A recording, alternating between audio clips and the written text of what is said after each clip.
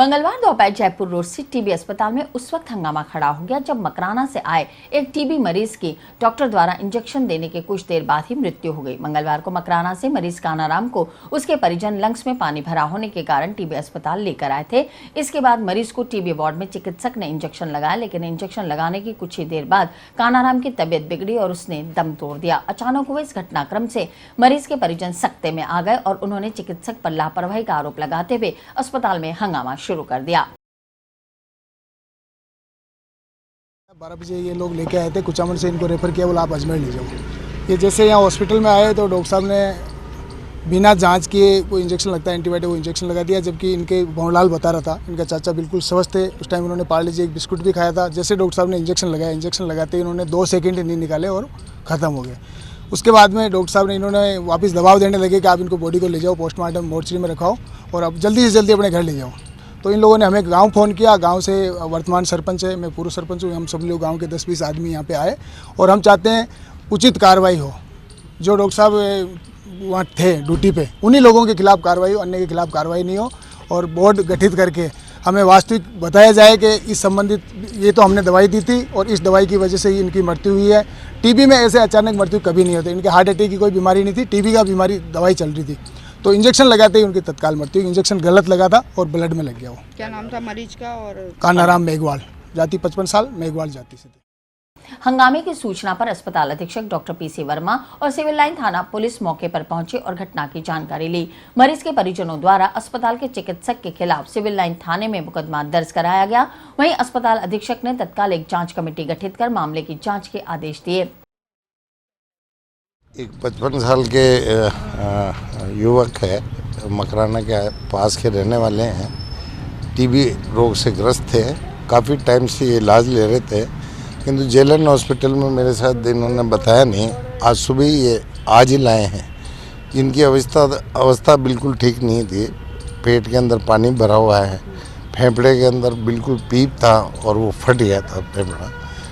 Doctor साहब ने tube डालने की कोशिश की और जो जैलोकेन जो हम सुन करने का इंजेक्शन लगाते हैं उसको भी टेस्ट किया है पहले, वो नेगेटिव था। उसके उपरांत इंजेक्शन लगा के ट्यूब डालने की कोशिश की और वो कोलैप्स कर रहा है। उसके बाद काफ़ी कोशिश की रिवाइव करने के लिए, किंतु रिवाइव नहीं हो सके। कंडीशन तो पहले से ही बहुत सीरियस थी। ये एक हादसा था। अभी हम क्या कर रहे हैं? हम बोर्ड के द्वारा पोस्टमार्टम करा रहे हैं, जिसके अंदर दूध का दूध, पानी का पानी। मरीज के परिजनों को समझाइश कर उसके शव का पोस्टमार्टम मेडिकल बोर्ड से कराया गया और शव परिजनों को सौंपकर निष्पक्ष जांच का आश्वासन दिया। मंगलवार को बूढ़ा पुष्कर तीर्थ के पास रेलवे की पुलिया से सटा भारी भरकम लोहे का गर्डर नीचे से जेसीबी मशीन लेकर निकल रहे ट्रेलर पर गिर गया। गनीमत यह रही कि घटना में कोई बड़ा नुकसान नहीं हुआ। हालांकि इस दौरान राष्ट्रीय राजमार्ग संख्या 89 पर 1 घंटे से ज्यादा समय के लिए बड़े वाहनों की आवाजाही बंद हो गई। सूचना पर मौके पर पहुंची पुष्कर पुलिस ने बड़ी मशक्कत के बाद जाम खुलवाया। जानकारी में आया कि पंजाब के फरीदाबाद से 2 जेसीबी की डिलीवरी करने ट्रेलर नौगढ़ जा रहा था। तभी रेलवे पुलिया के गेट से जेसीबी टकरा गई और गार्डर फंसकर ट्रेलर पर गिर गया।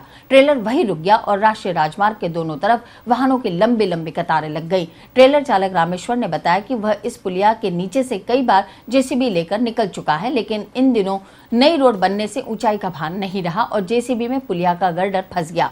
पुष्कर थाने के एसआई श्रवणलाल ने क्रेन की मदद से गर्डर को हटवाया और यातायात सामान्य करवाया।